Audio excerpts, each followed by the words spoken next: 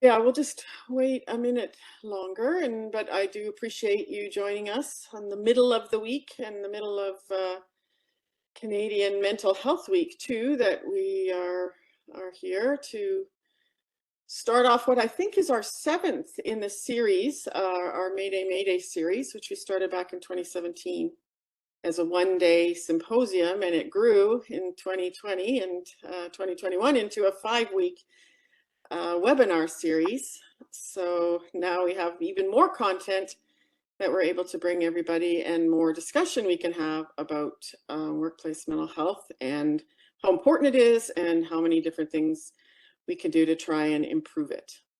So I'll begin officially now, I guess. I'm Val Wolf. Thanks again for joining us for the 2023 Mayday Symposium on Workplace Mental Health and Injury Prevention. Very happy today to start with session 1, which is on opioid addiction and impairment prevention at work. It is a current concern in many workplaces, and it has become a provincial occupational health and safety priority. So thanks for joining us to learn about the complexity of factors involved, plus, of course, resources to help, because we all need those in our workplaces and in our community. So that I'm not going to belabor the welcome. I'm going to turn it over to our first speaker, who is Carmine Tiano from the Provincial Building and Construction Trades Council of Ontario. And I'm just going to stop sharing so that he can share, and I will do the introduction of his bio. So he has been the Director of Occupational Services through the Provincial Building and Construction Trades Council of Ontario since 1997.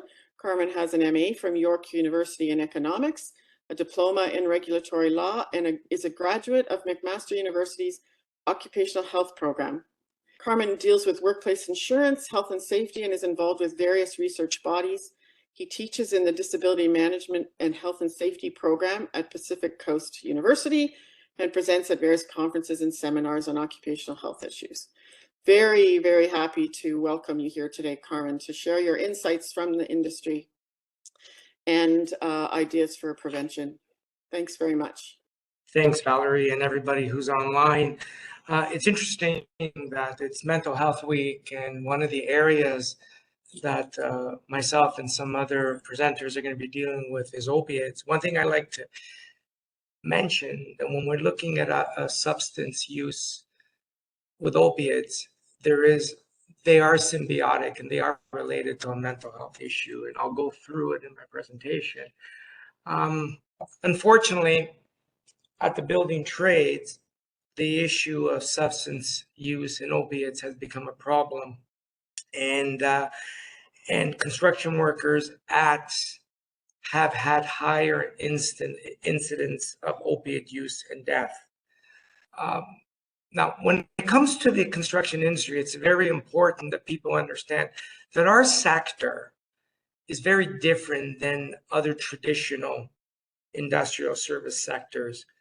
When it comes to a construction site,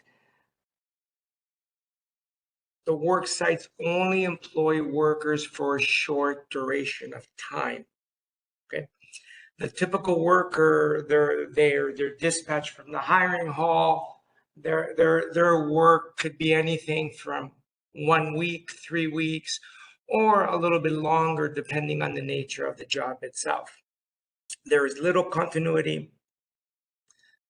The worker, give you an example. An average worker in construction, before they do their taxes, could have as many as 10 or 12 T4s for the year. So the lack of continuity is is a characteristic of the actual trade. Now, the other thing that's important, that depending on the actual contractor job, employers do structure the specific job through numbered companies, still part of the union, but they're a numbered entity. So, and again, so the employer status changes at the end of each project.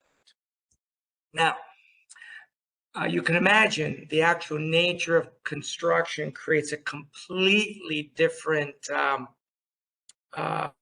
different set of circumstances for construction unions. Right? And the biggest issue is the changing work environment. The other thing to remember is this. Today it's raining. Okay. Workers show up on a site at 10 a.m. It's not raining. It starts to rain. The conditions and the hazards of the site is changing depending on the circumstances of the weather. And moreover, as the project is progressing day by day, week by week, the hazards start to change as well. Now, the other thing, the background, the different trades on a site differ considerably from one another. The conditions of a carpenter could be inherently different than those of a iron worker or a electrician. Each trade has its own specific tasks and unique ways of dealing with issues. Now, the other background, individual construction locals are actually, they're autonomous. So again, you could have 4 different IBW electrical unions in 4 geographic locations. Their practices and procedures could be inherently different, although they're under the same banner as the IBW. All right, that's very important. Now, I'm going to go through some accident stats. So I've created the actual background of construction, little continuity, continuously changing, lack of consistency between the individual trades, procedures, workplaces, etc. Now, something else that I think that I want to bring out, the accident statistics in construction. I like to call them a Potemkin village. Potemkin village, you'll see it in economics and in other areas. Fallacy, how you make things look better than they really are. You know, so I'm going to go to some of the stats. Impacting, by the way, what's happening with opiates and mental health crisis in construction. I should have updated to 2022. These numbers aren't that off. From 2018 to 2017, there was basically a total of 45,380 accepted LTI claims. Basically 4,500 yearly. The average LTI rate, lost time in construction injury, is 1.27 per 100 workers, or it's 10.2% of all lost time claims. I actually was at a meeting this morning. It's still around 10%. Now, interesting enough, the LTI rate for construction is the lowest in Schedule 1. That kind of freaks me out, considering the severity and the nature of the work. LTI is the lowest across Schedule 1 per 100. And I'll explain to you why that's happening. Now, from 2008 to 2017, prior to the board changing its classifications from 155 rate groups, right, or whatever it was, the WSIB didn't really have good stats on no lost time. However, on or about 2020, the WSIB modified the way it does its classification, and it took construction and put them into 6 construction rate groups. And in the new model, there is they do track LTI and no lost time. That's going to be interesting. So here are the 6 rate groups: G1, residential construction, infrastructure, foundation, building, specialty trades, non-residential construction. Again, I haven't updated it to 2022. So again, per 100 workers, you can see the LTI rates across the 6 rate groups. They actually all went up from 2020 to 2021. But the interesting one is no lost time. They're basically, in some cases, 400% worse than LTI's G2 infrastructure, foundational structures. The point is that these no lost time are all accidents that are just being managed and put into no lost time. So this is the flavor of what's happening in construction. So most of them are just being moved over. Now, at the same time, the sector is gloating about its 1.82 per 100 accidents. We have problems with no lost time, but then we have these stats on critical injuries. Consistently every year since 2016, they've gone up. Granted, on or about 2016, the ministry changed the definition of critical. Regardless, they're still going up, and that's a huge concern. Now, the other stat I want to show you, which is not really related to the opiates, but it goes to this idea of the Potemkin village and the fallacy of accident statistics in construction, is, oh, I didn't put it in there, is the deaths. The death rate in construction has averaged 22 deaths per year for the last 10 years. And the usual suspects in construction are struck bys, fall from heights. So those are still the culprits claiming deaths in the construction sector. Through all of this, right, through all of this background, the average construction premium has gone down close to 60% since 2017, which has resulted in or around over $1 billion being given back to the sector within those rate groups. So, as the slide says, and all of you know that are involved in the workplace safety partnership, LTI does not mean safe. Yes, the approach of moving things over from LTIs to LTIs gives a perception that it's creating a perception so employers could bid on infrastructure work and get contracts. Okay, but if you look at the real numbers, it paints a picture. Now, at the same time, what's happening is the compensation landscape. So I've gone through the background of what it is to be a construction worker in the environment. I've looked at the Potemkin village of accident statistics. Now, something that really hasn't been talked about, but needs to be brought to the table, is this idea that the landscape, the compensation landscape, is not very supportive. Most workers in construction, as in the other industrial settings, just do not report wear and tear claims or disablement or gradual onset type of claims. One due to stigma, and the other one due to fear of retaliation. So I'll give you example of fear of retaliation in construction. Okay, Carmen has worked as a pipe fitter for, I never worked other than working at the building trades, but maybe I'm not the best example. But a worker's working as a pipe fitter, been working there, has been working for multiple employers over a 25-year career. They developed an RSI injury. You know, say let's shoulder, for example, due to overhead constant work.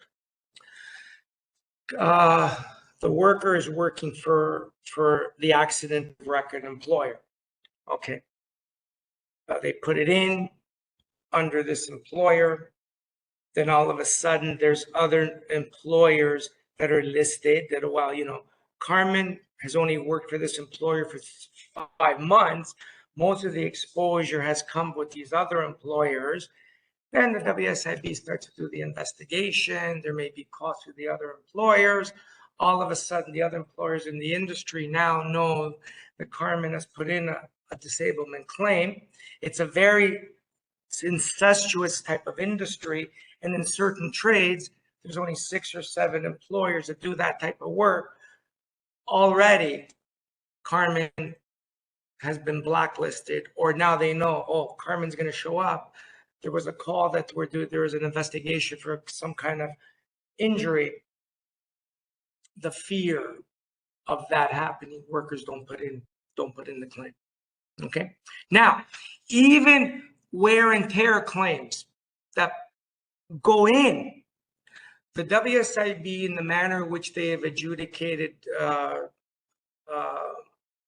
musculoskeletal injuries, starting on or about 2013, has made it very difficult for workers with any kind of degenerative processes that are going on to get claims through. So the compensation landscape. Now, most of the time, workers put them in, the claims are denied, and the worker needs to go through a drawn-out battle. But what that does is it dissuades other workers. Oh man, if Carmen's having this problem, why am I going to put it in? So what are they doing? They're just not putting in, they're brunting and bearing it. They're medicating on their own. They're just doing the best they can to keep working. Now, the same way the WSIB has administratively made changes, not to the policies themselves, because conditions that have a pre-existing still follow balance of probability, still follow certain case law. It's more of how they're adjudicated. So they've done that with the musculoskeletal. Earlier, I talked about the idea of opiates and mental health going hand in hand. In 2016, the WSIB made it almost impossible for workers with gradual onset chronic stress claims, mental stress, to get adjudicated because they changed the entitlement criteria for balance of probabilities to predominant cause. In many ways, by policy and by process, we're excluding a large number of wear and tear injuries or chronic mental stress injuries by process. Okay, so this is the background of compensation, which is not very supportive for workers putting in a gradual onset or a mental health type of condition, other than the mental health being a traumatic experience. Now, I think I already gone that. What it's done for construction, the older workers are especially being hit hard when it comes to anything that the board deems age related. Okay. What's been happening, like I mentioned, workers just don't claim for benefits. They struggle with pain, which often leads to a substance use problem. Now, in the construction sector, we have De Novo, which is an industry-funded treatment center for alcohol and other type of substance use. Okay. Now, I want to go through some stats of overdose crisis in Canada. Since 2016, there's been 26,690 opiate-related deaths. There's probably more because I believe one province doesn't report. I think it's Manitoba, doesn't even report, so it's probably higher than that. In 2021, from January to September, on average, 20 people per day died. In 2021, again, January to September, on average, 17 were hospitalized. In 2021, January to September, 86% of opioid-related deaths involve fentanyl. Here are the chain of events: over-reliance on opioid prescriptions, i.e. some of our building trades workers, as a result of not being able to get the care that they really deserve because of their compensable injuries, they start to rely on opiate prescriptions. Then it moves to increase in diverted or illegally produced opiates. And then you see, now you have issues with synthetic opiates and fentanyl. Here's an interesting report. In a recent report, Changing Circumstances, Of nearly 25 opiate-related deaths reported in Ontario, 30% were employed in the construction industry. For some of the researchers that are joining us, there was a study with NIOSH did, I think in 2016, that broke it down. NIOSH in the United States broke it down by sector. Construction was the highest. So it kind of meets what's happening, the experience in Ontario. Here are some other numbers, opiates in the construction industry. These are pre-pandemic. These are some of the other numbers, and it breaks it down as related to other sectors. Okay. Now, men in trades, they're impacted the most. Since 2016, around 3/4 of opioid-related deaths were men. Men in trades are overly represented. Okay.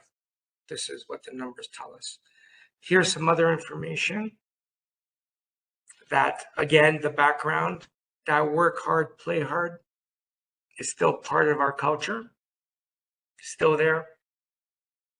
Again, which is having an effect on what's on the opiate issues and even mental health as well. This work hard, play hard mentality. Okay. I already went through what the work it does takes a risk on the body. Okay. Now, I talked about de novo. De novo in 2021 conducted a study, and they came, and here are the 5 drivers of substance addiction that leads to suicide. Okay. So work habits and the schedule. 44 to 49% of people that did this survey brought that up. Personal relationships, stress and anxiety, finance, discrimination, and abuse. Okay. So this is directly from de novo, joint treatment center funded by employers and unions, that specifically for building trades workers. They're the ones who actually reported the study. Work habits, physical pain to the kind of work involved, the long working hours. Interesting enough, this morning there was a discussion. It's not unheard of for workers to work 21 days straight with 70 hours a week. Long working hours. The other one, working in irregular shifts, disturb sleeping patterns. Personal relationships is another problem. Staying away from home, working in a remote camp, living your life on the road in a hotel, inability to maintain relationships. Remember, these are actually what the workers themselves said, how they responded in the survey. Stress, anxiety, work-related stress is a problem. It's huge. Even worse, that knowing there's really no place to turn to, because if you put in a claim, not only getting it turned down, the stigma that may be associated with what co-workers find out. Finances, our workers make a lot of money, but again, that work hard, play hard mentality is an issue. And discrimination and abuse by colleagues, supervisors, etc. So these are all the actual drivers that de novo found. Okay, so having all that, knowing the background, knowing that the statistics in that of themselves, the epidemic or the fallacy of health and safety, knowing the individual stressors. What we've done at the building trades, trying to put in a policy and programs across a continuum of care, trying to look at what can we do. The first one is that we need to build a culture of building a culture of caring. Okay, I know it sounds like kumbaya, but that's a real big one. And it needs to be done throughout prevention, treatment, and recovery. Now, the reason I got this example, I don't know if some of you may be familiar with Mates in Construction. It's a program in Australia that dealt with suicides in the construction sector. One thing they did when they started, and some of this I got from there, what they did was they said, okay, across the sector, we need to start off with the things that we could easily do. One of them, build a caring culture. And that can simply be that if someone has a problem, you can just reach out and it can be dealt with. But that needs to happen across the prevention, treatment, and recovery. Worker education. This is, again, low-hanging fruit. What we did at the building trades in 2021, I partnered with St. John's Ambulance because St. John's Ambulance has an opiate crisis program that they delivered to their workers, their community workers or community organizers, whatever the word is, for people that are in crisis. I approached them for that to develop a construction-specific 4-module course on opiates and substance use. And that program has been delivered and we're running it. We're running it to apprentices. We're running it to journeymen. There's also a train-the-trainer component. So we're actually doing that. And as a result of that, I've been able to have an in with getting naloxone kits so we can distribute to construction sites. Okay. The other thing that needs to be done is supervisor training. The course, the opiate awareness course through St. John's is very, although it's geared for workers, it could also, we can use it across for supervisors. Healthcare coverage. Again, it's important that now there's more of the community, doctors screening for opioid use and mental health. Treatment, very important that if a worker comes in with pain-related, non-opiate pain treatments, okay, and recovery, cover treatment, medications for opioid use disorders and behavioral counseling. This is, I think the health coverage one, more a societal and a medical issue problem across Ontario and across Canada. This is probably something that needs to be done at a bigger level. The building trades has no control over that. One thing we do have control is our EAP programs. Okay. To employee assistance programs, train employees, supervisor in healthy behaviors, treatment through EAP, provide counseling and referral services. The recovery, support workers during critical incidents and response. Example, probably a couple of times a month, because everybody has my cell phone. I get phone calls from workers that they're in a crisis situation. What we've been able to do through our EAP programs, we've been able to ensure that if that worker is given a number, someone will be there to help them. So we've done that. Legal, safety, and accommodation. There's a lot that can be done here. Number one, provide safe and healthy working conditions. That would mean maybe we need to break the cycle of having workers work 78 hours a week. Okay. The other one I think that we're lobbying hard on is for compensation providers, not only in Ontario, but across Canada, to start looking at the manner in which they're actually maybe perpetuating substance use by not adequately compensating workers that have these wear and tear type of injuries, or moreover, have the mental health or the chronic mental health claims, to look at how policies and legislative changes are helping to contribute to this. And the other thing, accommodation. when someone is in recovery, provide appropriate accommodations, ensure that they have a safe place to go to, a work site they can return to. So this is part of the programs we're trying to implement. You got to remember what I said earlier. This is difficult for our sector. You need to go back to the background to understand. When I said 4 different unions representing electrical are all going to have their own practices and procedures. Just because one starts to do this doesn't mean the other 3. The building trades has no ability to dictate what 13 trades with 122 locals do. They're all autonomous.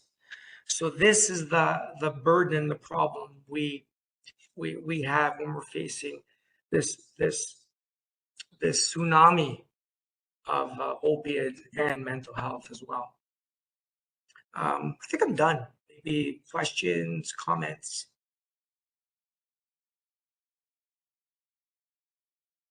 Did I lose everybody? I didn't unmute. Thanks a lot, Carmen. It's a bleak picture, but I guess I'm interested in the chart at the end and how much do you think there's progress happening, and is there recognition in the industry that this is actually a really valuable cohort they cannot operate without, and that some level of protection and prevention, injury prevention, as well as harm prevention is essential for the future of the industry, really. Well, no. See, interesting enough. Okay, I guess how I word this. All right, from 2003 to 2018, the Liberals were in power. And every time I would deal with the various ministers of labor, I'd be bringing up, hey, we have a dual problem of substance use. Although opiate in 2016 was floating around because of the NIOSH studies, I was saying to the ministry, hey, when you're doing your next iteration of construction prevention plan, you need to be looking at what's been happening with opiates, mental health, and then you need to be looking at the construction sector as a whole. Stay away from all these crap, all these BS type of statistics everybody's flaunting. And I was saying you need to look at it in 3 or 4 different buckets, okay? Because at the same time that this was happening, Valerie, I was hearing that we were going to have a skill shortage in construction because on or about 2015, 2016, we were privy to the amount of building that was forecasted in infrastructure going up to 2025 and 2030. Mm-hmm. Okay, Valerie? So we were on top of this. And we were saying to the government of the day, you got to break this down. You got to start looking at policies in place to deal with what's happening with the crisis of mental health in the medical community. Then we were saying that, okay, now you got to be looking at what we can control through legislation, health and safety, musculoskeletal, the WSIB, ensuring that the policies and practices that we're putting in place aren't going to be creating bigger issues. Now, this government didn't listen. Oddly enough, this government, people won't believe me, has actually been seeing that, oh, we have all this building that's going to be happening, not only in traditional infrastructure and replenishing our green energy, i.e. nuclear. We're going to have all these workers that are going to have to come in. But at the same time that you want workers to come in, you have all these hazards with opiates, mental health, working excess amounts of overtime. So I think that we need to look at it. You need to have 5 or 6 different buckets working synergistically together to deal with this issue. Okay? Because if not, if it's just gonna, like, we're not gonna buy our way out of the opiate crisis. I'm just telling you, we're not gonna buy our way out of mental health. It needs to be 5 or 6 buckets working synergistically together. Yeah. Yeah, and as we said in the billing for the session, it is very complex and it is kind of iterative, I think, in order to build solutions and multifactorial. Sarah has a question, and then we'll move on to Nancy's talk. But why are construction workers working so hard and such long hours trying to get to a root cause? Is that demand, or is that culture, or is that It's economic? culture. They want to work. Mm-hmm. Okay, I'll tell you. My nephew is 22 years old. No, so he's 23. Last year, he made north of $200,000 working in the trades. Mm-hmm. They're chasing the money. They're chasing the money. That's what they are doing. Every time we've tried to bring in any business manager that would bring in the idea of a cap on overtime, Mm-hmm. wouldn't be business manager long, because they chase the money. Mm. Getting checks of $3,000 a week is pretty cool if you're 23, 24, 25. Mm. Okay. It's just the culture. And also companies, the other thing that happens, if companies have a crew that they know that could produce, Yeah, they want that crew. of course. They'll give that crew. So that's the other problem that we have.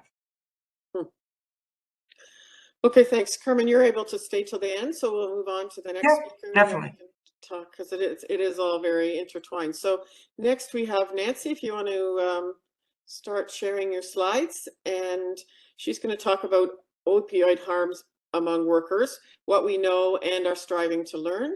And Dr. Nancy Carnide is an associate scientist at the Institute for Work and Health. She's also an assistant professor in the Division of Epidemiology at the University of Toronto's Dalla Lana School of Public Health. Dr. Carnide conducts research at the intersection between occupational health and safety and substance use, with a focus on cannabis and opioids. So it's exactly what we're here to talk about. So great, you can join us, Nancy. Thanks. Great, thank you. Hopefully you can hear me okay. Yep. And see my slides. Great. Yep. Yeah, so I'm very pleased to be here today. It's a bit of a hard act to follow, I think, to go after Carmine, but I'll give it a go. So as coming from my perspective as a scientist, I'm going to sort of give you an overview and lay of the land of what we know about opioid-related harms among workers. So that's the objective for today, to sort of just give you a sense of that. But a bit of a spoiler alert, we don't know all that much. The research is certainly behind from what people on the ground know. So we're in catch-up mode as researchers to try and understand what is happening. And it is a work in progress, but I'll certainly just give you a sense of what we do know from the research, and sort of some hypothesized reasons for some of the things that we've been seeing. So Carmine has gone through some of this, so I'm not going to take too much time on the background. Everyone is aware, I'm sure, if you're attending the session today, about the overdose crisis that we've been grappling with in Canada over the last several years, which has only gotten worse since COVID. And so between January 2016 and September 22, there were a total of just under 35,000 apparent opioid toxicity deaths. So these two graphs on the left-hand side show the number of total opioid-related poisoning hospitalizations, and on the right, the number of accidental opioid toxicity deaths, both by age and sex.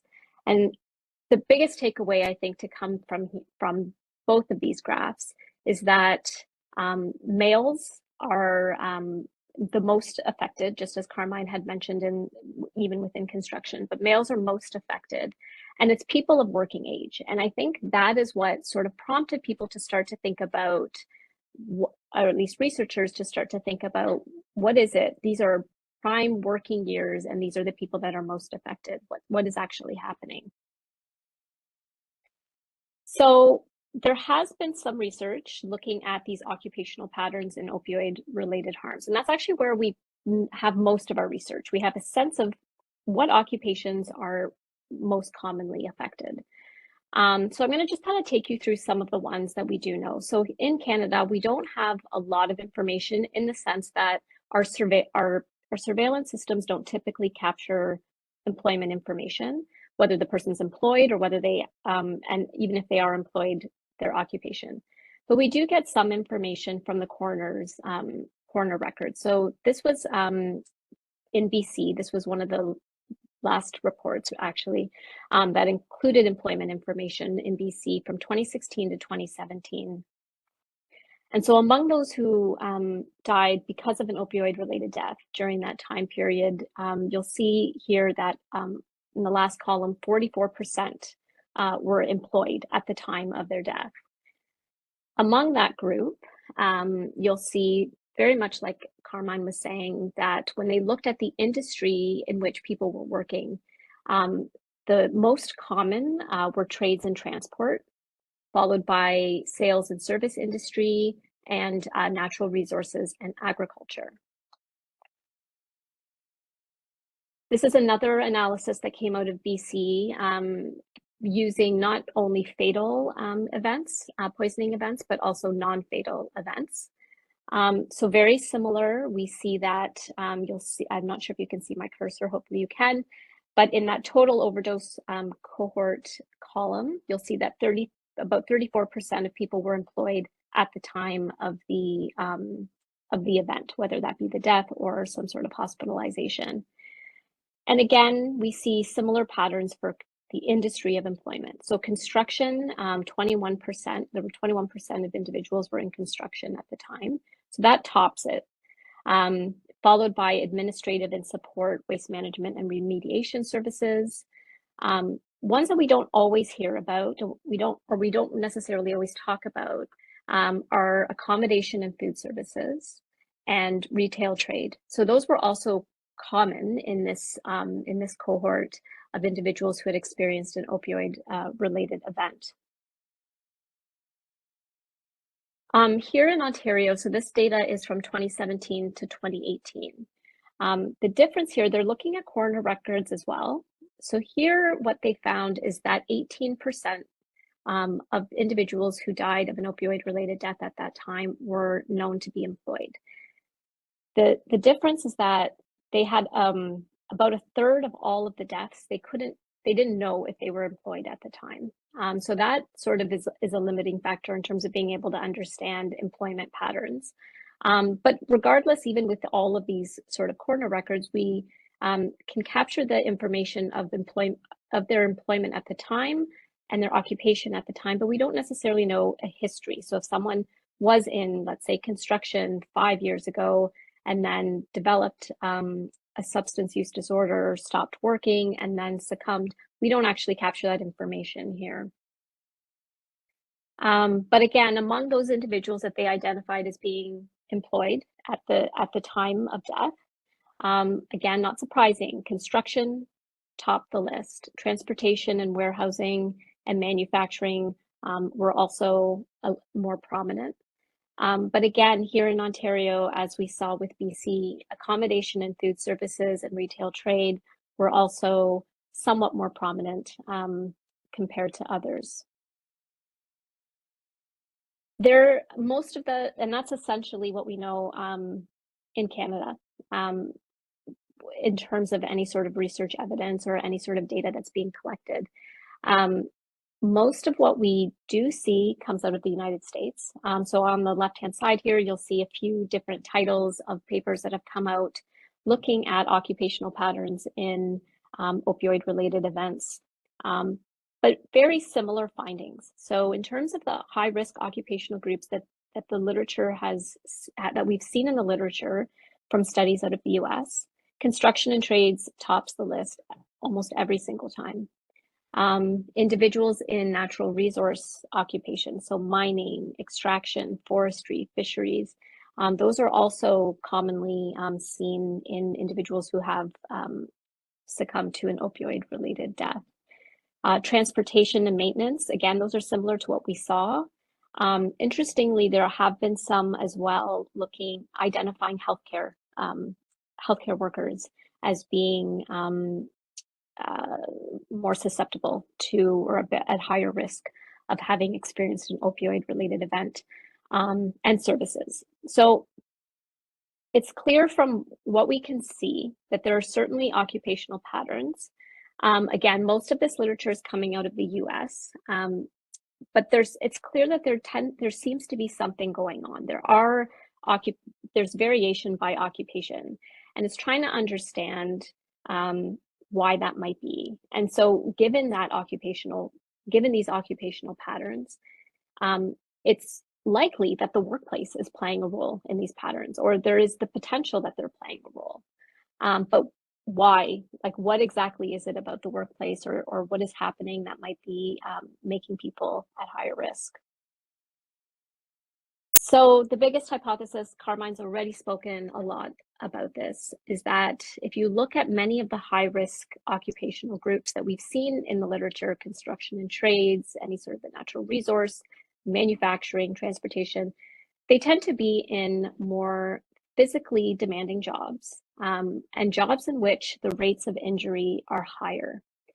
And so the hypothesis being that these workplace injuries, work-related injuries, pain, may be a big contributor to the opioid crisis that we've been dealing with. So again, after injury, there's pain and functional interference, which can be prolonged. It can be unmanaged pain because workers may not be able to have things that are working for them, treatment that can actually help them to manage the pain. And poor mental health, we know from the literature that individuals who have had work-related injuries are at higher risk of developing mental health challenges after.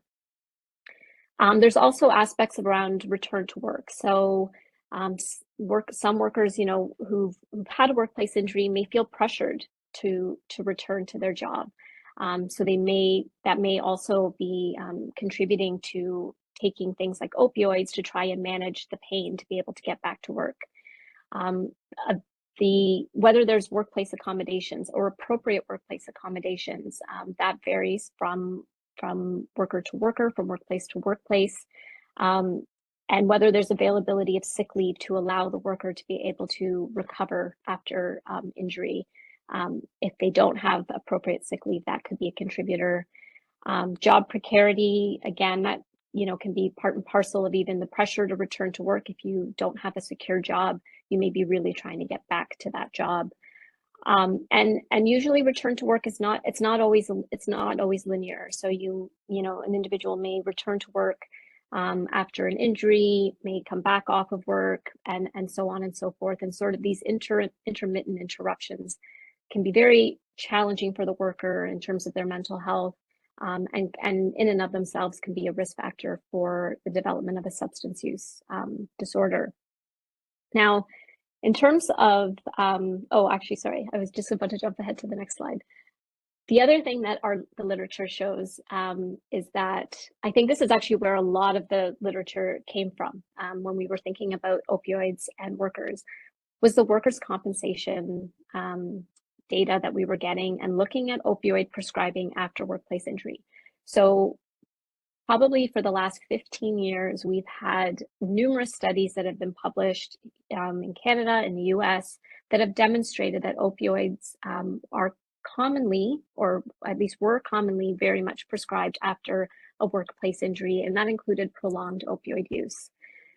And there has been at least a couple of studies that have shown that workers' compensation claimants are also more likely to receive opioids than those with other types of injuries. So this is one study out of the US that compared workers who had experienced an occupational injury to those who had experienced other types of injuries. So those who had experienced an occupational injury are in orange, other injuries are in blue. So on the left-hand side, this is looking at individuals, whether they received an opioid prescription. So the incidence of actually receiving an opioid prescription. And The takeaway from that graph is it just shows that those who experienced an occupational injury were more likely to receive an opioid prescription than workers who had experienced other injuries. On the right-hand side, this graph is referencing opioid supply days. So how long they were actually receiving opioids, the supply that they were receiving, the number of days, the duration. And again, what we see is that individuals who experienced an occupational injury were more likely to receive a greater number of supply days than those who had been injured outside of work. So it's certainly plausible, and that's what we hear, and it makes complete sense that workplace injuries could be a driving factor in opioid-related harms. But the literature, the science isn't fully caught up there. But we're starting. There are studies that are emerging that really start to position, to really start to provide more evidence for this hypothesis. So I'm just going to sort of take you through what we actually do see in the literature. So there is a body of literature, again, among coroner records. So among people who have died of an opioid-related event, there is some evidence that those who have died had a greater proportion had a prior work-related injury. So this paper out of the US looked at a series of individuals it was coroner records, and it was individuals who had died from an opioid-related event. And what they found is that among all of those individuals who had died, just over half, so 57%, had at least one prior work-related injury. This came actually from the ODPRN here in Ontario, and this was what one of the reports that Carmine had referenced, lives lost to opioid toxicity among Ontarians who worked in the construction industry. And here they were comparing individuals, again, only individuals who had died, so they were only looking at that pool of people, and then comparing people who had worked in construction to those who had not. And what they found here is that individuals who had worked in construction were more likely to have a hospitalization record for a work-related injury compared to those with no employment history in construction, although it was still happening also in that group as well. But this kind of gives you an idea that there is some data that's saying, okay, these are the individuals who have died, and we see a history of a work-related injury. But of course, there's no comparison group in these. So it's hard to know exactly how to interpret this because we don't actually have a comparator. There is another body of literature that looks very small. When I say body of literature, I mean it might be 1-2 studies that have looked at workers who have been injured at work, only those individuals. And what they found is that prolonged time off of work was associated with a higher risk of death. So this study, again, out of the US, most of the studies I'm going to comment on are from the US. But this study was looking at, again, a group of injured workers and looking at different causes of death. And so on the right-hand side, you'll see the drug overdoses involving opioids. An HR is a hazard ratio. Anything above 1 is considered a greater risk. So that first line essentially tells you that what they compared were individuals who had a lost time workers' compensation claim, and they compared them to workers who had a work-related injury but didn't lose any time off work. And what they found is that those who had a lost time claim were more likely to have experienced a drug poisoning event involving opioids than those who had no lost time. Likewise, those who had, with an increasing number of weeks of lost time, so the longer duration of disability, the more likely that they were also to have experienced a drug poisoning event. And again, when looking at different indicators of permanent total disability, again, there's the suggestion that individuals with some sort of level of permanent disability were more likely to have experienced a drug overdose. Again, this is only looking at workers who had experienced an injury. There isn't a non-injured comparator group in this study. So there's two studies that have looked at, have provided some sort of comparison. So there is this one study that has looked at workers who've been injured at work, and they've compared their experiences. It's the same study, actually. They've compared their experiences to the general population in terms of their rates of opioid-related deaths. And what they found is that workers who had been injured at work, when compared to the general population, were at an elevated risk of experiencing an opioid-related death. So this SMR, again, anything above 1, means that it's that they're at a higher risk of death.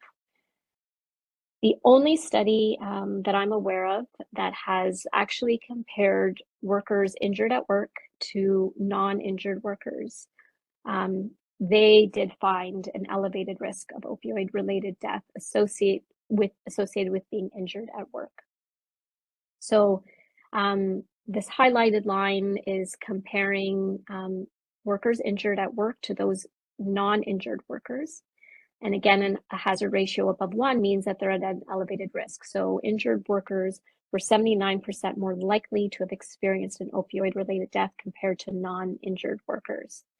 And when they broke that down into whether it was a medical-only injury or a lost time injury, regardless, we see the same effect in that those who are, whether they have a medical-only injury or a lost time injury, compared to being non-injured, they were more likely to have experienced an opioid-related death. Although, again, we do see that those with lost time had a higher hazard ratio, which means it's a stronger effect. So that is essentially the extent of what has been published in terms of looking at injury and opioid-related deaths. There are other potential reasons that I think need to be thought of, need to be considered, but we don't have any data on. And some of this Carmine has spoken to as well. So when we think about those occupational patterns, again, many of those jobs tend to be male-dominated occupations. So we need to think about the role of gender norms within these occupations in terms of things like working through pain, showing strength. Carmine mentioned, the work hard, play hard culture, and how that might be contributing also. Substance use workplace norms. There is, this anecdotally, at least, maybe not so much in the scientific literature, but anecdotally, certain industries and certain occupations tend to be more normative in terms of substance use, in that it's more generally accepted or it's just tolerated. And we need to sort of think about that as well. Work environment factors. So again, Carmine, you sort of covered my presentation, but really thinking about what else about the work environment. So certainly the physical demands that are placing individuals at higher risk of experiencing injuries and pain, but other sort of work demands, whether that be time demands, support, are they getting support at work? Is it isolated work? So those sorts of environment factors, we don't have any data. We can sort of hypothesize that these may be contributing factors, but we don't have data to support that. And again, issues of disclosure. So, there's a lot of stigma around, and in some of these occupations, there's stigma around disclosing substance use. There's also stigma around disclosing pain. And there's also fear of reprisal or other consequences of disclosing either of those. And so that can also be a contributing factor, but we don't have data yet to actually support these hypotheses. So before I finish off, I just wanted to just make you aware of a study that we are conducting here in Ontario. It will not answer everything, but it is Ontario based, and we are lacking information on opioid-related deaths, opioid-related events in relation to occupation in Canada, really. So this project is a collaboration between the Institute for Work and Health and the Occupational Cancer Research Centre at Ontario Health. The aim of the overall objective of the project is to establish a surveillance system aimed at monitoring opioid-related harms in the Ontario workforce. And we're using the occupational disease surveillance system that was created by my colleagues at the Occupational Cancer Research Centre. And just very briefly, we think it's a fairly unique system. It's been used to monitor trends and identify occupational patterns and work-related disease in Ontario. It started off with cancer, but it has been expanded to non-cancer outcomes, including opioid-related events. And it was established by linking a series of existing provincial health databases to job information. So it's actually a cohort of formerly injured workers. So we've linked WSIB claims records from 1983 to 2019 to hospitalization and emergency department data from 2006 to 2020. And it's at the moment, it's an analytical cohort of approximately 1.7 million Ontario formerly injured workers. So if you want to know more about this, we actually do have a project website that you can go and visit. At the moment, we have information about the project, just describing the project, the team, what we're trying to accomplish, and we have some also some related resources that you might find helpful. But I did also just want to flag that we are creating an interactive data visualization tool that we hope to launch shortly on the site, which essentially gives some data from the occupational disease surveillance system, and where you can look at creating different graphs of trends in opioid-related events over time, look at age and sex distributions, looking at things by occupation, etc. So we're hoping to launch that soon. So, feel free to sign up. There is a sign up sheet on the website if you want an update when that's launched. And one other thing, we are going to be presenting some of the findings from that study at an upcoming IWH speaker series. I'll be presenting with my co-principal investigator, Dr. Paul Demers from OCRC. It's on June 13th, and the information is not yet up on the website as far as I'm aware, but please feel free to go to that link to sign up and to hear a little bit about what we're finding there. And I think that is it for me. I'm happy to take any questions. Thank you. Thanks a lot, Nancy. A really good overview of some interpretive trends, I guess, that maybe are still still trying to steer future research to try and drill down and get more data. I was really interested in the one slide, the over prescription slide, or no, sorry, not necessarily over elevated prescription slide in the US study, where if it was a worker, they were more likely to get an opioid prescription. And I was wondering, is that because they were like, I got to get back to work, I got to get back to work? I guess, has any drill down been done, or is it because they have a drug plan and therefore it was easier to prescribe? And then I'm also then tying that to, can you see that in the ODSS data anywhere, or link it to drug, like, because WSIB, if it was a allowed lost time injury, WSIB would actually have the potentially medication prescription links there too. So anyways, I'm just thinking about, is there anything we can find out from this sort of prescription thread? Yeah, so so to your first question, there's only a couple of studies that have sort of suggested that workers with a work-related injury are more likely than workers with other types of injuries to receive opioid prescriptions. So there's only a couple. So it's sort of new, trying to sort of understand it. I think one of the hypotheses is that maybe that there are also potentially more severe injuries that have been submitted to a workers' compensation system. But there's no definitive answer on why that might be happening. And then yes, actually, so we we're working on getting prescription information also to link to the ODSS. So stay tuned for that as well. Great, thanks. Although it's only lost time data, right? Not all the NLTIs that would cause somebody pain, but they'd go right back to work and working through the pain. You wouldn't see any of that, I guess, but yeah, it's a start. Okay. Thank you very much. And hopefully you can stay till the end, and we'll segue over to Kathy. And then we can, anybody who has any questions, we can discuss them afterwards. So Kathy's going to talk about, okay, what do we do about all this in the workplace to some extent, and how can we make a difference? So re-examining the management of substance abuse impairment in workplaces and moving the dial from zero tolerance to harm reduction and support. So Kathy Martin is IHSA's Workplace Mental Health and Wellness Specialist, working with the Research, Stakeholder, and Public Relations team. She brings a wealth of experience spanning over 30 years in the field of workplace mental health and addictions. She's currently leading a system-wide project for the Ministry of Labor's Prevention Office targeted at reducing opioid-related harms in the workplace. So thanks very much, Kathy, for joining us, and take it away. And yes, we can see your video.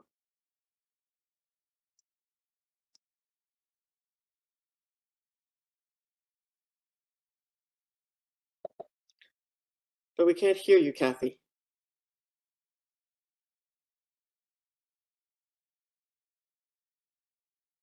Do you see the slides? My apologies about that. Trying to find where the button disappeared to on my screen. I know it's hard. As soon as you go to present, everything changes on your screen. Things just kept popping around anyways. I apologize about that. So I recognize we were getting a little short on time, so I'm going to try to be really brief in my presentation. There is a slide deck that everyone can feel free to download that will give you links to a lot of the resources that I'm going to be sharing with you today. So we've just listened to two great presenters that really kind of, I think, framed the issues and gave us the context and the stats. Now I've been tasked with sort of giving you some tools and what to do with all of this information and how you can move forward. So I just want to mention that we have been talking a lot about really some sensitive issues. So if you've been finding this at all triggering, please make sure that you're taking care of yourself today. Maybe take some time for a cup of coffee or a cup of tea after, and just make sure that you're taking care of yourself. This has been a challenging topic to address, but I'm sure you must know after these two presentations that this is definitely a workplace issue. If there was any doubt before, hopefully you do see that it is a workplace issue, especially within the trades sector, which IHSA serves. So just for those of you who may not know IHSA, we service the construction, transportation, and utility sectors here in Ontario. And most, or hopefully many of you will know that come June 1st, 2023, there is a new OSHA regulation that is asking those workplaces that may be at risk of having a worker experience an opioid-related event in the workplace, or like an overdose, poisoning, whatever word you wish to choose to call it, that we look at providing naloxone kits into the workplace. So I'm not going to get into any great detail, but if this is new news to you, I would definitely encourage you, if you're a worker or an employer, just to have a peek at the new legislation that is coming out, or has come out as of June 1st. Now, of course, having naloxone in the workplace is a great foundational downstream activity. It really is a first aid response to the possibility of someone having opioid poisoning in the workplace. We want to be able to respond. So if you are in the construction industry, I highly encourage you to consider putting naloxone in your workplace, training up folks, because we, as you see by the stats today, we are definitely at a higher risk for that happening. Now, we've got to move much further upstream. And so there's a couple things I want to talk about today. I've been asked to come and talk more specifically around managing impairment in the workplace. But I'm also going to frame that in the larger context of prevention as well. So we have the reactionary, right? Having naloxone for those downstream moments where we may need it. And then we also need to be managing impairment. So when someone comes to work who may not be quite fit for work, how do we manage that from a substance use impairment concern? So I'll unpack that a little bit more today. But I think it's really important. We heard so much about the stats today about the injuries being foundational in pushing this along and making this quite a significant issue in our industry. So we can't forget the prevention. We have to go back to the basics, right? We have to make sure we are reducing the risks to our injuries, those repetitive strains, through those safe work practices and ergonomics. Obviously, we need to look broader than that. We need to look at the workplace norms, some of those normative things like working overtime, right? Working those extensive overtimes. Is it really worth the risk? When you're 23, it may seem like it's worth the risk, but when you're 45, getting a little older and you've had the wear and tear, you may have wished somebody maybe had put some controls in on that for you when you were younger. So we need to look broader than that. And then, of course, we need to look at supporting mental health and addiction needs of our workers. So, and I'm going to talk a little bit about this in a moment, but we need to really start looking at this from a holistic approach, from a total worker health strategy. And a couple other things we need to also look at, as we've talked and heard from the other two presenters, is we really do need to dig deep, and we need to really look at how do we reduce stigma and discrimination in the workplace around these issues so that people will speak up and seek the help that they need, that they so desperately deserve as well. And part of doing that is improving that culture of support, which Carmine had also touched on as well at the end of his presentation. And I think Carmine did a really great job in addressing some of the systemic barriers that are at play, not just in our workplace, like as I mentioned, with sometimes like the work hours and the way the locals and the unions are set up. Those are some of the systemic barriers that we need to start looking at, not just from the workplace perspective, but from the system perspective. So IHSA is hoping to really take a lead and start working with our partners in helping to address some of that. So stay tuned. Hopefully we'll move the agenda along a little bit further as we go along. So, but when it comes to managing impairment, let's have a quick look here. As the ad, I guess, for this said, we're moving the dial. We need to really move the dial from that zero tolerance to an approach of harm reduction and support. So in the past, I think it was really, and it still is in many organizations, still managing impairment is really a catch and a release activity. It's like, okay, let's catch them and get rid of them. That seems to be sort of many years, that was sort of the foundation of how we manage impairment in the workplace. And we know that simply is not what we should be doing. So what should we be doing? Really, this is all going to start with the mind shift for many of us in trying to really understand what's happening. And as you heard today, it's really complex. It's not as simple as, just stop taking opioids and everything will be fine.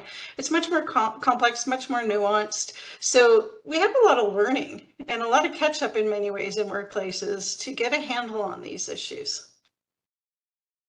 And when you're managing impairment, it really kind of starts with the policy within the workplace. What does this organization or this workplace or union, how do we want to approach this? How do we want to address this? Like I said, it is that mind shift, moving from that zero tolerance into one of support. And so there is a link here that I encourage you to have a look at. There's a policy from a harm reduction organization that was quite refreshing. So I think we do need to look at our policies and start to challenge ourselves in the way we've been thinking. And to do that, also, we need to train everyone as far as understanding sort of their internal responsibility in managing impairment in the workplace. So managing impairment isn't just a policy. You can have a great policy. It could be, you know, the best policy ever. But if everyone's not doing their role and managing their role within that policy, within the internal responsibility system, it's just going to be that. It's just going to be a policy. So making sure everybody understands their role. And then again, if we're shifting from that zero tolerance, it's not, you know, report your buddy, you know, so you can get them fired. It's, you know, engage with your buddy, ask them how they're doing, ask them if they're okay. And, you know, there's lots of different strategies, and we're going to look, I'm going to give you some resources that you can take away and explore that a little bit further. Now, one thing I encourage all the workplaces to do is, in setting their, you know, new way of thinking, is to look at navigating this through a disability management system. Impairment in the workplace, when it comes to substance use disorders, it's a disability. I mean, addictions, as many of you must know, is a protected ground under the human rights, and so we need to treat it as such, and we need to manage it as a disability. And that leads me into the last point here, is really understanding your responsibility as a employer, if you are an employer on the call, or as a workplace. How do we uphold our responsibility when it comes to the human rights? So if you're really not sure, there's some good resources and good information on the Human Rights Commission of Ontario's website. Encourage you to have a look at that. Now, some of you at the call may have not heard, but CSA, that's Canadian Standards Association, in 2021 did release a standard around managing impairment in the workplace. And so if you are wanting to sort of look at your policies and refresh this and ensure that they're more supportive and taking you know, the human rights lens and the disability lens into consideration, I highly encourage you to download it. I think it's relatively inexpensive. I think maybe $15 for that one. Don't quote me on that, but I think it's relatively inexpensive. And there's some free online training, so there's a link there as well. Now, they've had a companion guide as well for managing impairment when it comes to substance use impairment or impairment due to substance use. So have a look at that companion guide. Now, managing impairment in the workplace, it is much broader than just substance use. You know, you can be impaired for many, many reasons. So impairment is really a reduction in your functioning. So not being fully focused and able to do the task at hand without risk of harm.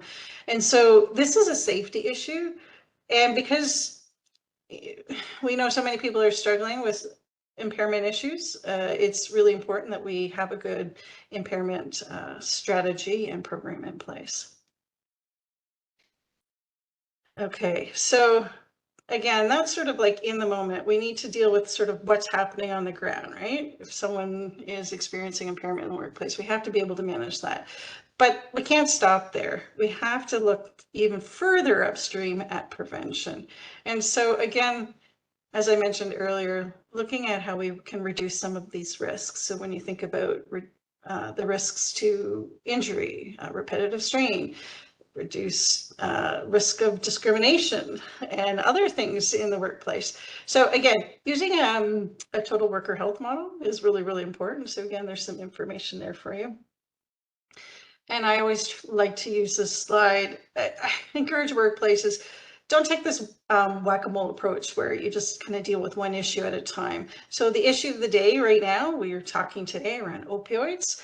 But there's a lot of things that are intertwined, as you heard through the research. So many things are impacting this. So take your strategy and really bring it together and start looking at all of these things, how they interact with one another in the workplace, and create one strategy. It's a lot easier in my perspective, someone managing work, to have one strategy to work from that intertwines all of these things. Again, IHSA's website, there it's ihsa.ca, has many tools and resources now available for workers and workplaces to look at, not just from just from a mental health perspective, but also from the substance use perspective as well. If you want to learn a little more about what's happening, there's some podcasts that we've developed, and we actually have opioid safety talks. If you are from the trades and you want to start talking about this with your teams, we have a safety talk developed there as well. There is a toolkit that is really, I'd say, in its infancy right now. We're working really hard to expand that out and build out tools and resources to support our workers and our workplaces around the opioid issue. So stay tuned for more, but there is a placeholder there with some information. Yeah, and there's toolkits there for those who might be struggling with how to support somebody who might be struggling right now with an opioid use disorder or an issue in the workplace. So we have a supporter toolkit as well. Again, you know, we talked about, you know, the prevention in the workplace, and then addressing some of that is also looking at those systemic barriers, right? So some of the things we need to look at are the systemic biases too. So what's happening in the workplace that is causing these biases to continue and perpetuate? And those are things, and then also things like the working conditions that we talked about and the restrictive zero tolerance policy. I think these are things we need to look at among many others. But I want to give you as individuals, what can you do? Because sometimes it gets overwhelming when you come to these things. You hear a lot of information. It's like, oh, that's good information, but you know, I'm just one individual. What can I do to support this issue? Well, there's many things you can do.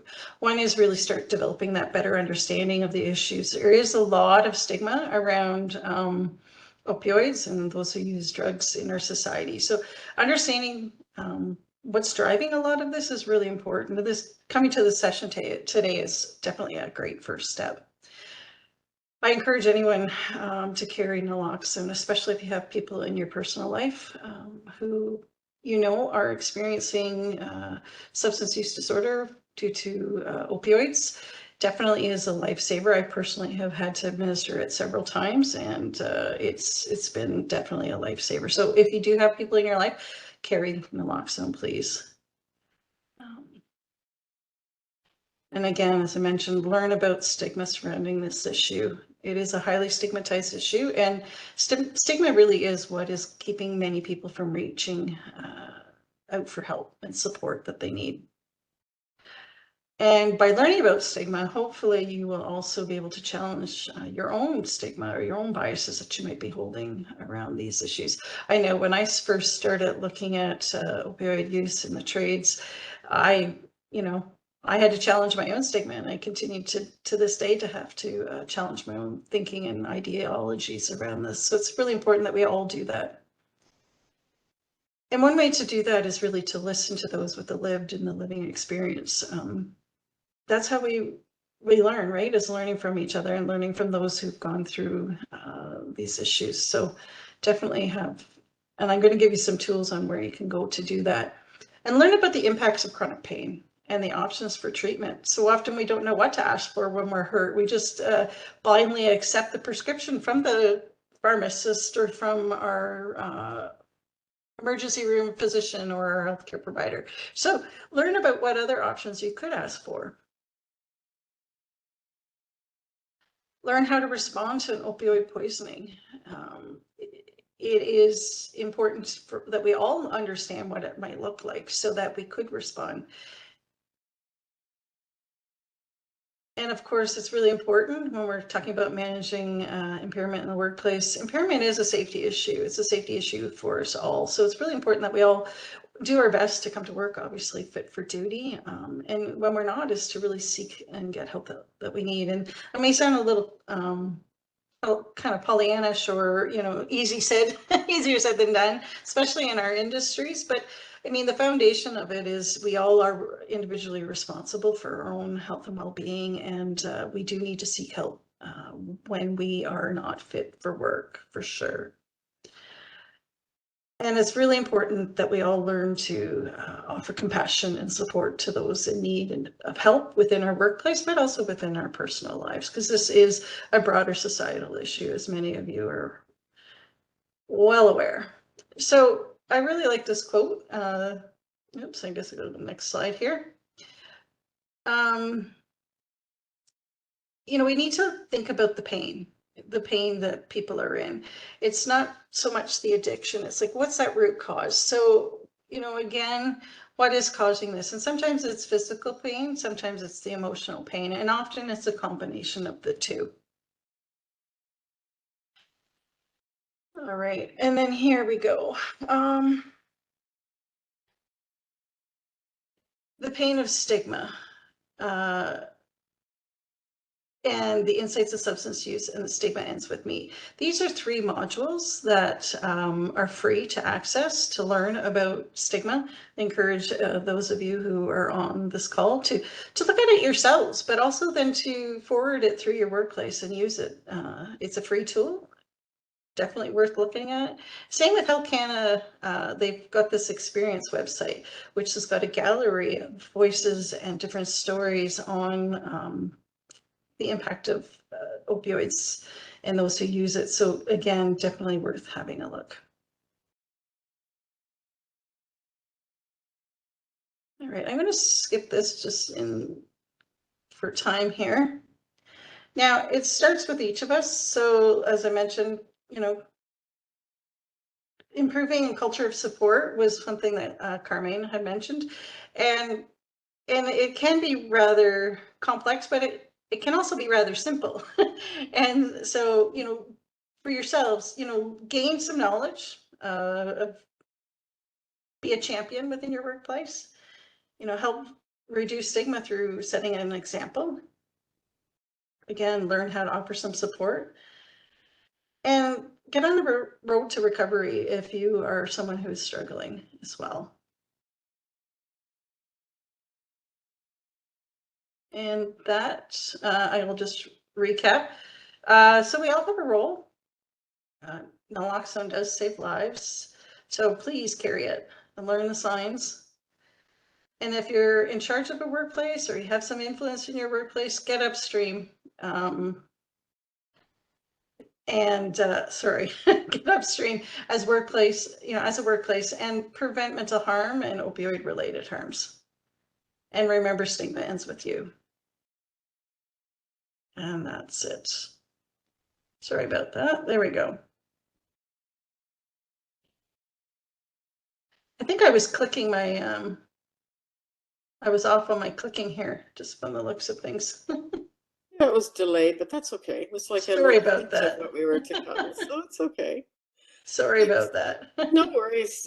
Thanks a lot, Kathy. And the work that you and that IHSA has done in this area is very impressive, and we really appreciate it for the whole system and the province to be, and particularly trying to focus on the upstream issues while providing as much support, and then leading the system committee that the initial project is the naloxone regulation and the naloxone distribution to small workplaces, but recognizing that it once again, as we said earlier, it's a very complex issue, and we need to look at it much more broadly and definitely upstream in terms of prevention, which is always our focus is injury prevention and harm prevention, mental and physical.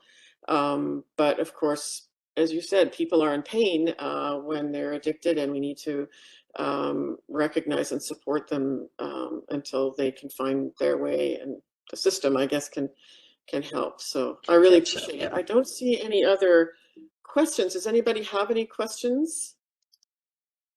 You could unmute and ask a question, or you could put it in the chat still. I appreciate that we're at 3 o'clock, so people may have to go places. Yes, Sarah, do you want to unmute? Yeah, I just wanted to say, everyone should, if you can, turn on your cameras to say hi and bye. Yeah, that's a good idea. But yeah, great presentation. Sorry, we don't have time for questions, I guess. So thank you very much.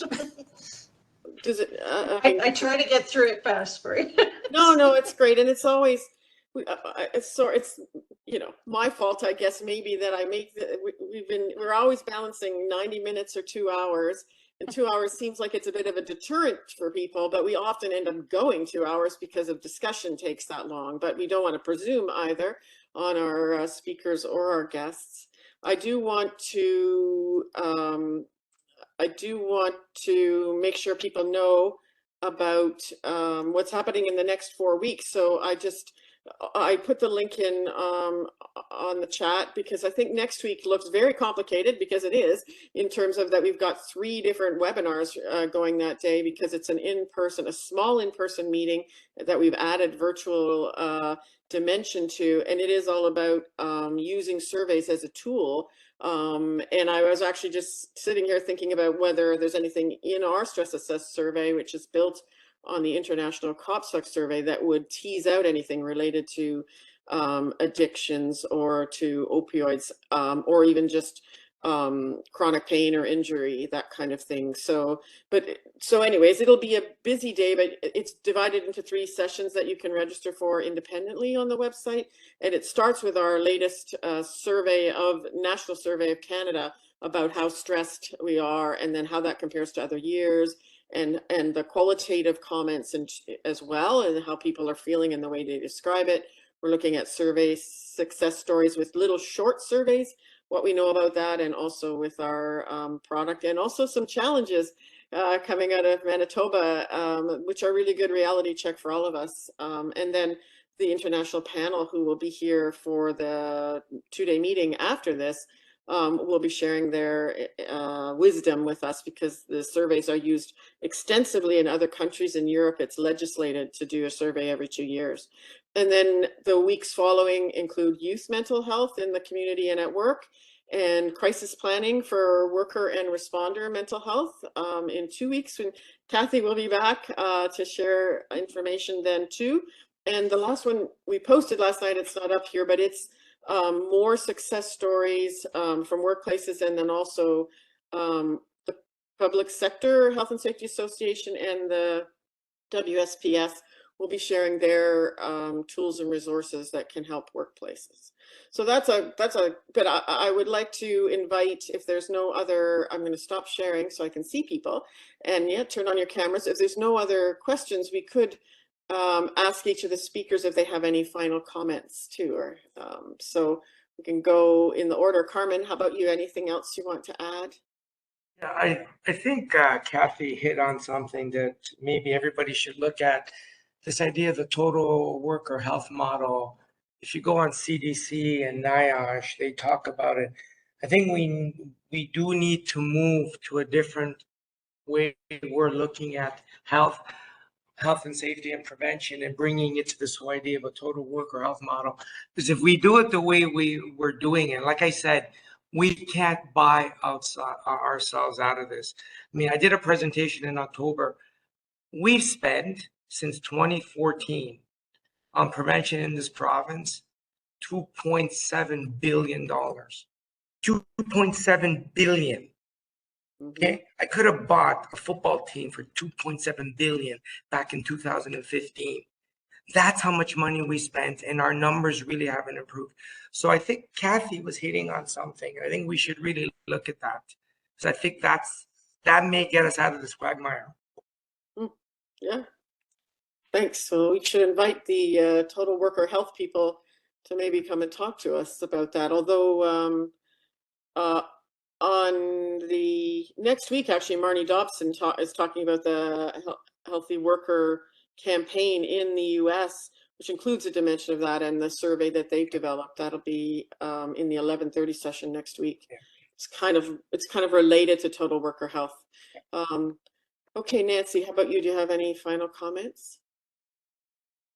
No, I was just going to say, thank you for inviting me to come. I realize that sometimes I feel that I'm coming in and saying we don't know a lot of, we don't have a lot of data, we don't have a lot of evidence, and that's not always easy to sort of tell an audience. But I think it, just based on Carmine's presentation and Kathy's presentation, obviously, in spite of that, in spite of the lack of evidence, there are so many good things that are happening, so many great resources out there, and again, I just thank you for inviting me to come and present today. Thank you. How about you, Kathy? Yeah, I would just like to thank everyone as well, and thank you for inviting me to come and present. And yeah, I think it's really important to keep in context that, the opioid issue is one health issue, and Carmine, you know, is why I kind of keep bringing the people back to the table to look at things more holistic. We come to work as our whole being, and many things are impacting us as whole being. And there's many models out there, be it total worker health or, you know, choose another model, but it is looking at the whole person as a whole person and how we interact within our workplace, how our workplace can support us and how we can support them. Because at the end of the day, that's the contract we've signed up, right? We come as healthy, hopefully healthy workers to produce, and then we will in return, you know, receive a paycheck and hopefully a healthy workplace. So I'm a big proponent of psychological health and safety in the workplace, managing risks. So I think if we're taking more of a total approach and looking at that as well, I think it will have trickle effect into these more specific issues like opioids, right? So if we're looking at psychological health and safety, which is, you know, managing the environment, right? So, and Nancy, you know, you talked about the social norms piece. You know, I hate using the word, but toxic masculinity, folks, it's real. And, you know, how we challenge that within the construction industry is a real game changer, I think, as we move forward. So I have to say it's baby steps, infancy, lots going on. And hopefully maybe in 10 years, the conversation will look quite different as we move this forward. So thank you again. Yeah, thank you. The total worker health, I mean, I believe in the holistic, but I'm nervous about as has happened through the pandemic and this putting the onus on the individual to solve all their health and safety problems, which of course they can't, right? Because so I think it is a societal issue, and it's a public health issue actually, right? But that's a struggle in so many ways right now to approach things that way. So. And you can't have the total worker health without the workplace doing the psychological health and safety and the health and safety, right? That's got to be foundational. It's got to be the two married together. It can't be one or the other. So yeah, there's lots of pillars, lots of things to start chipping away at. Yeah. Valerie, could I just chip in on that? Absolutely. It's interesting what Kathy said. There's lots of pillars. One of the pillars that we need to really have a big grown-up discussion on is how we look at compensating workplace injuries. And we cannot move down the direction we've moved since 2013 by simply denying claims and pretending the problem is not there. That's what's been happening. So I think somewhere down the line, now that the board is at 125% funding ratio, there needs to be a discussion and say, hey, no one wants benefits from a system. They want opportunities from a system. But if the opportunities aren't there, there should be the benefit safety net. That's the discussion we need to have, because workers that are making 140 grand a year don't want to be getting $1,600 from WSIB. We need to have that grown-up discussion and move to an opportunity system rather than a benefit system. Okay? But we can't even have that discussion because we don't know what the burden of real mental health is when it comes to workplace or opioid use, because everything's being denied. Come on. We need to move down that road. Yeah, it's tricky. The whole, even the model of universal insurance or protection, where so then we don't have to argue about what caused it. We just get people better and back to work again and back functioning again and able to work again, is better for all of society. But the chances of that ever transpiring here is pretty low. So how do we improve the systems we have? And hopefully, as I said, and we talked about earlier, in a workplace, it's kind of iterative, and we'll talk about that with some of the success stories in the subsequent webinars and sessions, that if we can make progress and then learn, and that the research then demonstrates things too, then we can hopefully build on that. So I do say thanks and applaud all of you for the speakers for their work and for sharing it with us, and for everybody else for spending your Wednesday afternoon with us. And we hope that we'll see you again next week or the subsequent weeks until the end of May. And And then, yeah, we will post the slides and the videos probably on Thursday or Friday, but the whole video will be up on Facebook right away if you want to share it with a friend or anything like that. When you go home tonight and you're talking about it, it's on our Facebook page. So thanks again, everybody, and we'll see you next time. Thank you. Bye. Bye-bye. Thank you. Thank you. Bye.